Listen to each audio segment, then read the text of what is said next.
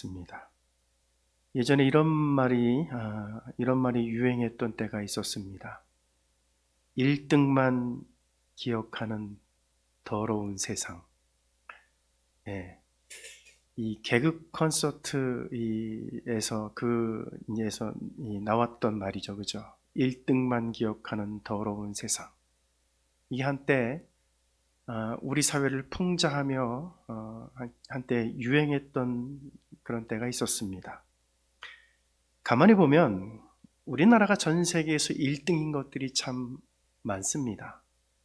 예를 들면 성형수술 세계 1위, 저출산 세계 1위, 제왕절개 수술, 낙태, 장애자 해외 입양, 청소년 흡연율, 주당 노동시간, 술 소비량, 사이버 폭력, 그리고 간암 사망률 세계 1위.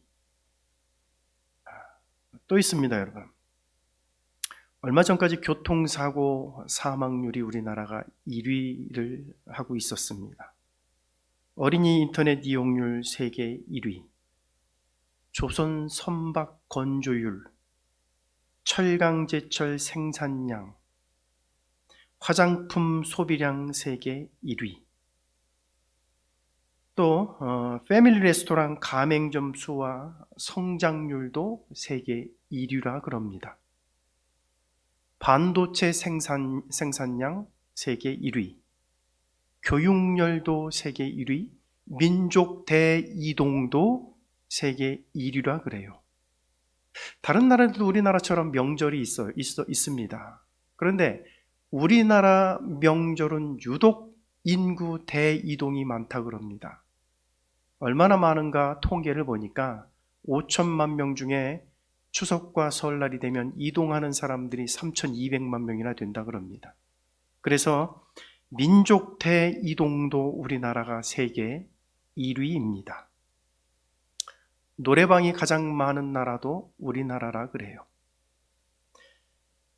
전 세계 1위는 아니지만 OECD 국가 중에 우리나라가 1위를 하는 것들이 또 있습니다. 자살률 1위, 세계로 진출한 매춘 1위, 1년의 평균 음주량 1위, 청소년 불행지수 1위. 여러분 1등 하는 것이 참 많죠. 전 세계에서 1등을 하는 것이 상당히 많은데, 그런데 가만히 보면 좋은 것보다는 나쁜 것들이 훨씬 많습니다. 이것을 보면서 이런 생각을 해봤습니다. 우리에게 과연 소망이 있을까? 여러분, 수년 전에 우리가 세월호 사건을 겪은 바 있습니다. 세월호 사건을 겪은 이후 이 소망 없는 나라, 희망이 보이지 않는 나라에서 누구를 의지하며 어떻게 살아야 하는가 하는 그런 암담한 생각에 사로잡혀 사는 사람들이 우리나라에 점점 늘어나고 있다고 합니다. 그러나 여러분, 오늘 우리는 이 암담한 세상 한복판에 살고 있지만 우리에게는 여전히 소망이 있습니다. 그것은 우리의 소망 되시는 예수 그리스도가 계시기 때문입니다. 그분이 바로 우리의 소망이요 희망입니다. 여러분, 오늘 본문은 우리가 왜 소망이 있는지, 우리가 왜 이 어둡고 한치 앞을 내다볼 수 없는 암울한 세상 속에서 희망을 가져야 하는지를 보여주고 있습니다. 자, 그렇다면 여러분, 우리가 이 어둡고 암울한 세상 속에 살지만 소망이 있는 이유는 뭘까요? 왜 우리는 여전히 삶의 희망을 품고 살아야 할까요? 첫째는요, 하나님이 우리를 선택했기 때문입니다. 우리는 하나님의 선택받은 백성이기 때문에 그렇습니다. 여러분 2절을 한번 보세요. 2절에 이런 말씀이 나옵니다. 우리 주 곧 하나님 아버지의 미리 아심을 따라 성령이 거룩하게 하심으로 순종함과 예수 그리스도의 핏부림을 얻기 위하여 택하심을 받은 자들에게 편지하노니 은혜와 평강이 너희에게 더욱 많을지어다. 여러분, 여기 보면 사도 베드로는 지금 고난받고 있는, 고난 속에 있는 성도들을 향하여 이렇게 말합니다. 당신들은, 너희들은 하나님 아버지의 미리 아심을 따라 택하심을 받은 자들이다 그래요. 좀 복잡하게 2절이 좀 길고 가만히 보면 중요한 얘기가 여기저기 많이 나오지만 중요한 얘기는 이겁니다, 여러분. 하나님 아버지의 미리 아심을 따라 택함 받은 자들이 너희들이다. 여러분, 베드로의 말 속에는 고난 가운데 던져진 성도들을 향해 두 개의 메시지를 전달하고 있습니다. 하나는 너희들은 하나님이 미리 아신 자들이라는 거예요. 하나님이 너희를 미리 알고 있었다, 그렇게 말합니다. 그리고 다른 하나는 그런 너희들은 택함을 받았다 그래요. 여러분, 하나님이 우리를 알고 있다는 말이 얼마나 감격스러운 말인지 아십니까, 여러분? 하나님이 우리를 알고 있다는 말이요. 그것도 미리 알고 있다고 말하고 있습니다. 여러분, 여기 미리 알고 있다는 얘기는요, 창세전에 우리를 알고 있다는 얘기예요. 이 세상이 창조되기 전부터 하나님은 우리를 알고 있었다는 말입니다. 여러분, 누가복음 22장에 보면 유월절 만찬을 하기 전에 예수님이 제자들에게 유월절 준비를 하라고 말씀하시는 내용이 나와요. 그래서 제자들이 물어요, 예수님한테. 선생님, 우리가 어디서 유월절 만찬을 준비하기를 원하시나이까? 그때 예수님이 이런 말씀을 하십니다. 보라, 너희가 성내로 들어가면 물 한 동이를 가지고 가는 사람을 만나리니 그가 들어가는 집으로 따라 들어가서 유월절 먹을 객실이 어디 있느냐 하라. 그리하면 그가 자리를 마련한 큰 다락방을 보이리니 거기서 준비하라.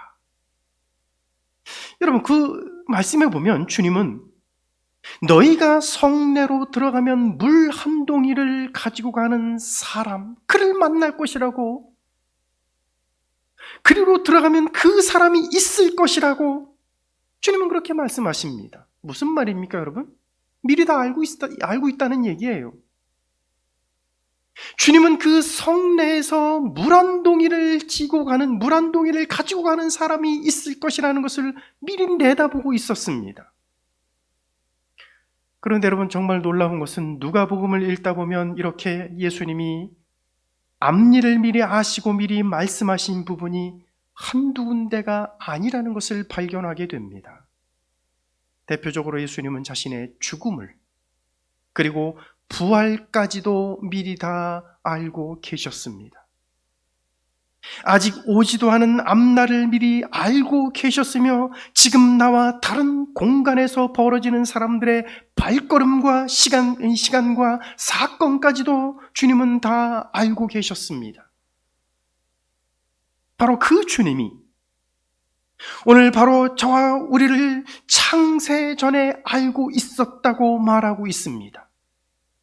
여러분, 우리가 누구인지, 우리가 어떻게 하나님의 백성이 되었는지, 우리가 어떤 형편에서 예수를 믿고 있는지를 다 알고 계세요.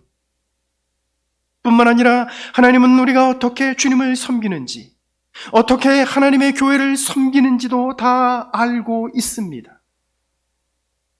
자, 그런데 여러분, 그냥 우리를 알고만 계시는 것이 아니라 진짜 감격스러운 것은 하나님이 우리를 선택하셨다는 거예요.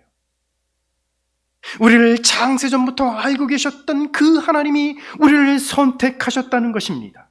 다시 말하면 우리를 하나님의 백성으로 삼아주셨다는 것이며 우리를 구원하시기로 작정하셨다는 것입니다. 따라서 지금 우리가 아무리 고난 가운데 있다 할지라도, 아무리 힘들고 고통스러운 삶이 찾아온다 할지라도 절대로 실망하거나 좌절해서는 안 되는 것입니다. 왜냐하면 하나님이 우리를 선택하셨기 때문입니다. 선택은 곧 구원이라는 얘기예요. 하나님이 우리를 구원하시기로 작정하셨기 때문입니다. 여러분, 이것이 우리가 이 어둡고 암울한 세상 속에 살고 있지만 여전히 소망을 가져야 할 이유이며 삶의 희망을 품어야 할 이유입니다.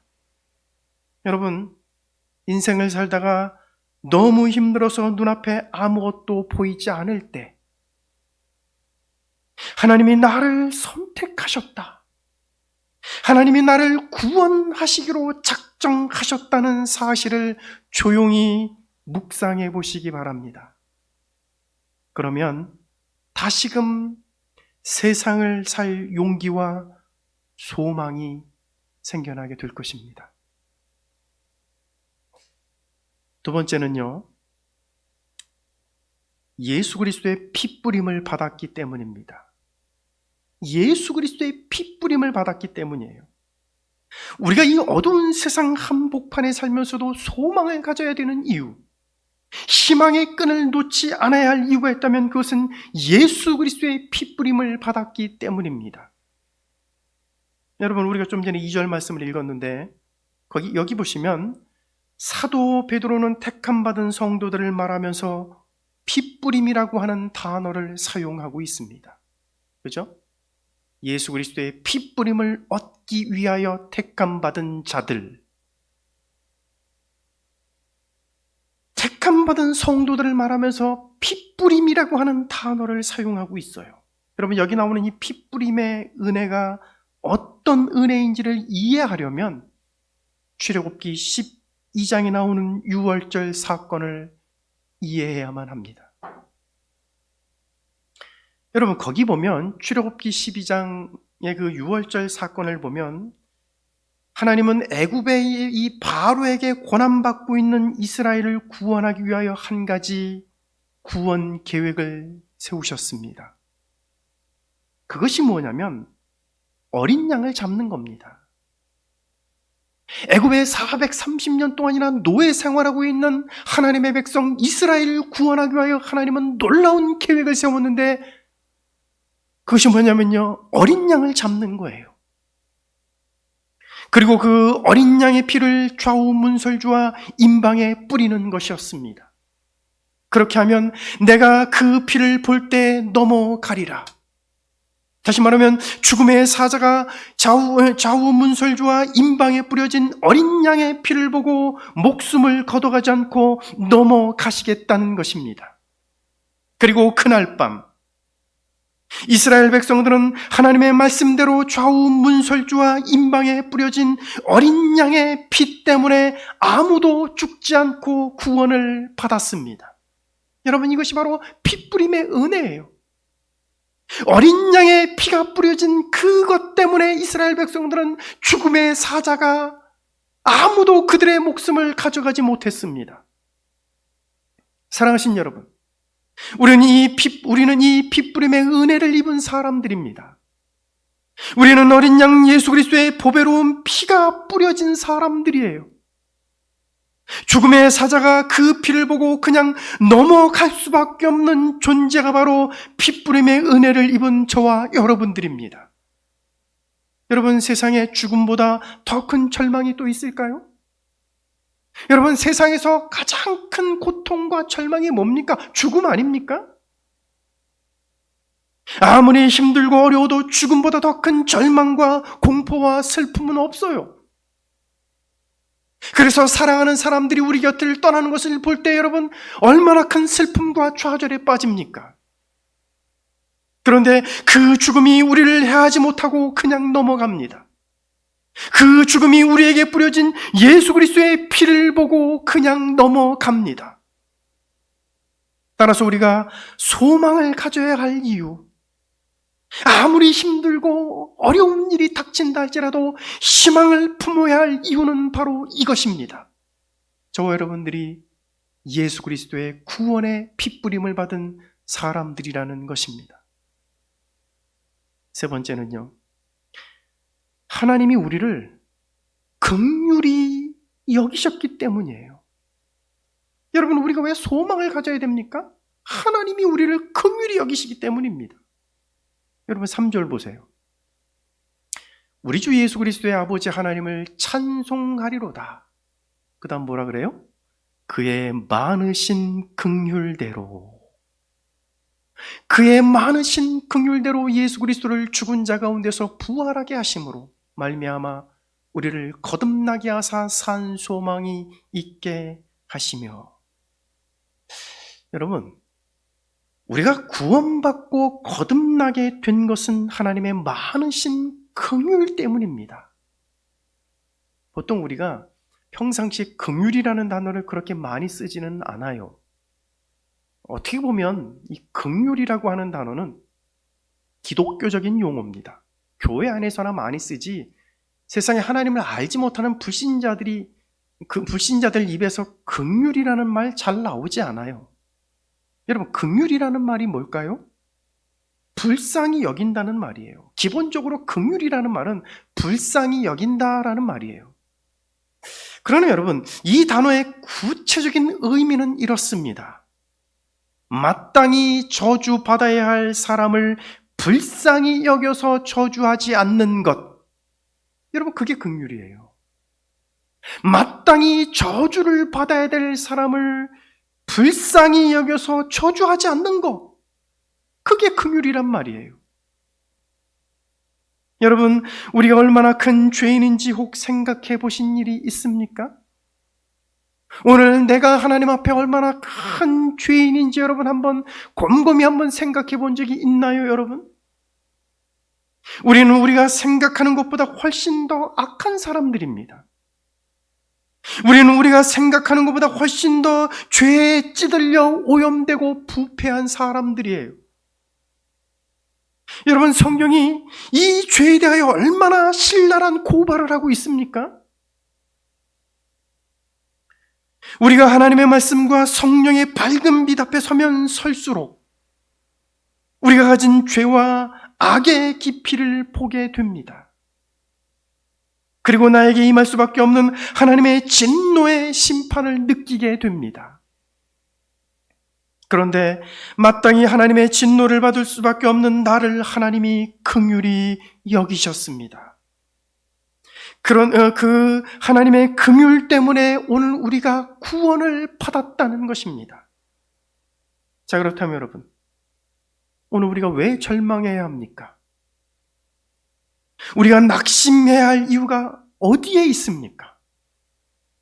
하나님이 그 많으신 긍휼로 우리를 구원해 주셨는데 우리가 왜 희망 없이 살아가야 한단 말입니까? 여러분, 인생을 살면서 괴로움과 고난이 있는 것은 사실이에요. 여러분, 예수 믿는다고 고난이 피해가지 않아요. 예수 믿는다고 병이 피해가지 않습니다. 예수를 아무리 잘 믿어도 고난과 아픔과 슬픔과 절망을 경험하면서 살아요. 그러나 우리는 그 한가운데서도 소망의 노래, 희망의 노래를 불러야 할 이유가 있습니다. 그리고 감사해야 할 넉넉한 이유가 있습니다. 그것은 하나님이 많으신 긍휼로 우리를 구원해 주셨기 때문입니다. 여러분, 세계제 2차 대전 때, 2차 세계대전 때 연합군이 독일을 점령하고 독일의 저 유명한 지옥의 수용소, 소위 말해서 아우슈비츠 수용소를 연합군이 탈환을 했던 때입니다. 이 지옥 같은 수용소, 끔찍한 학대와 고통과 잔인한 고문, 그리고 비인간적인 억압에 시달려야 했던 이 수용소의 한쪽 벽에는 뜻밖에도 다음과 같은 찬송과 가사가 적혀 있는 것이 발견되었습니다. 하늘을 두루마리 삼고 바다를 먹물 삼아도 한없는 하나님의 사랑 다 기록할 수 없겠네. 수많은 사람들이 잔인하게 목숨을 잃어가는 그 살육의 현장 한가운데서도 사람들은 하나님의 놀라운 그 긍휼과 사랑에 감사하고 있었습니다. 이 지옥 같은 수용소조차도 빼앗아갈 수 없었던 하나님의 사랑에 대하여 사람들은 감사의 찬송을 드렸던 것입니다. 여러분, 이것이 바로 고난을 이기는 힘이에요. 하나님이 우리에게 베풀어 주신 그 긍휼과 그 사랑과 그 은혜, 이것이 여러분 고난을 이기는 힘입니다. 이것이 소망의 원천이에요. 여러분, 하나님이 오늘 저와 여러분들을 선택하셨습니다. 그분이 나를 미리 아시고 그분의 품 안에 안아주셨습니다. 오늘 우리는 그분의 사랑의 대상이며 많은 긍휼의 대상입니다. 에베소서 2장 4절 이하에 보면 하나님이 우리를 얼마나 긍휼히 여기시는지에 대하여 말씀하고 있습니다. 거기 보면 이렇게 기록되어 있습니다. 긍휼에 풍성하신 하나님이 우리를 사랑하신 그 큰 사랑을 인하여 허물로 죽은 우리를 그리스도와 함께 살리셨고 너희는 은혜로 구원받은 것이라. 여러분, 긍휼에 풍성하신 하나님이 그 큰 사랑을 인하여 우리가 구원받았다고 말하고 있습니다.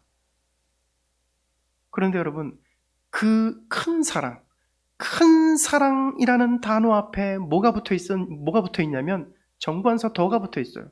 그 큰 사랑이에요. 그냥 큰 사랑이 아닙니다. 그 큰 사랑이에요. 여러분, 거기 말하는 그라고 하는 얘기는요, 예수 그리스도를 십자가에 못 박아 죽일 만큼 우리를 아끼고 사랑하신 그 사랑을 얘기하는 거예요. 바로 그 사랑으로, 그 큰 사랑 때문에 우리가 구원을 받았다고 말합니다. 여러분, 오늘 본문 베드로전서에서 사도 베드로는 하나님에 대하여 긍휼이 많으신 분이라고 소개하고 있습니다. 그리고 에베소서 2장에서 사도 바울 역시 하나님을 가리켜 긍휼이 풍성하신 분이라고 말씀하고 있습니다. 사랑하신 여러분, 오늘 우리가 답답하고 힘든 세상을 살면서 소망을 잃지 않는 이유가 있습니다. 이 어두운 세상 한복판에 우리의 발을 내디디고 살면서도 여전히 절망하지 않고 삶의 희망을 품고 살아가는 이유가 있습니다. 그것은 하나님이 우리를 향하여 풍성한 긍휼을 베풀기 때문입니다. 따라서 인생을 살면서 한 치 앞을 내다볼 수 없을 만큼 절망스러운 일이 찾아올 때, 암울하고 암담한 현실의 벽에 부딪혀 눈물이 앞을 가리게 될 때에 여러분, 우리를 아낌없이 사랑하시는, 우리에게 그 큰 사랑을 베푸시는, 우리에게 놀라운 긍휼을 베푸시는 그 하나님을 기억하며 소망을 잃지 마시기 바랍니다. 하나님이 우리를 선택하셨습니다. 예수 그리스도께서 우리를 위하여 피뿌림의 은혜를 주셨습니다. 그리고 하나님의 그 크신, 그 많으신 긍휼이 우리를 덮고 있습니다. 그러므로 우리의 소망이 되시는 주님을 붙들고 주님 앞에 가는 그날까지 승리하는 저와 여러분들이 되시기를 주의 이름으로 축원합니다.